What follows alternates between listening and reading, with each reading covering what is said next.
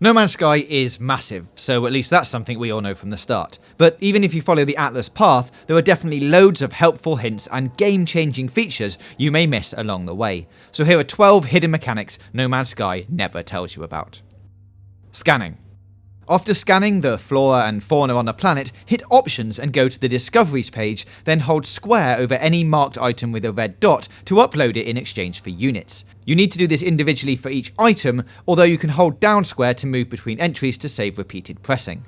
The records and percentage completion in the middle of the right hand side relates to the individual wildlife species, and you'll receive a massive units bonus if you can scan them all on one planet. A little warning though, if you switch from the beginning multi-tool, you may need to unlock or construct the analysis visor function before you can scan. Multi-tool. When using the multi-tool analysis visor to scan fauna, a red dot appears under wildlife you've not discovered, whereas a green dot means you've already recorded that particular creature.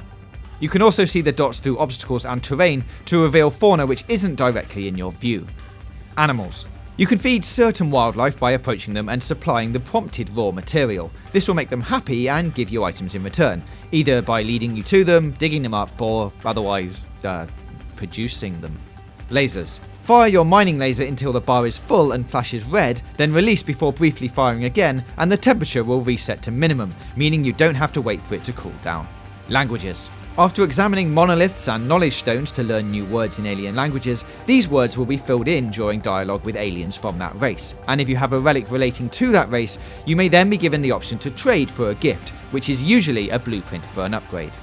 Outposts. When flying over a planet, if you see an outpost with a landing pad outside, then aim for it and hit square when a reticule appears to automatically land on the pad. When you take off, you'll receive a boost, so you won't expend any launch thruster fuel. Sentinels. On your HUD in the top right corner, the 5 boxes represent the level of Sentinel interest in you if they're attacking. Should they come after you, take them out as quickly as possible or hide from their view, as otherwise the interest levels will continue to rise and more will attack. Lights. At nighttime or in dark areas, press up on the D-pad to activate a light on your suit. Jetpack sprinting. If you perform a melee hit and then immediately boost with your jetpack, you can use the momentum to propel yourself forwards. This is much faster than sprinting and is a sort of glitch, so it might be patched out in the future. Hacking. Hack the laser beam emitters near structures on planets with a bypass chip and then choose to scan for a shelter. This will often lead you to a nearby drop pod, where you can buy extra inventory slots for your exosuit. Brilliantly, you can use several bypass chips at a time to rack up the number of locations on your map, and then go and explore them all without having to return to the master scan for more. Inventory.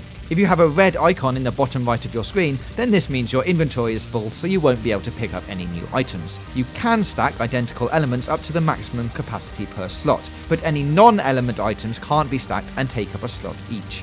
If you're close enough to your starship, you can transfer the items by holding triangle, and if you have a matching element on board, then it will stack automatically. If you're desperate for space though, you can always discard items, ideally the common elements, by holding R3. Atlas Pass.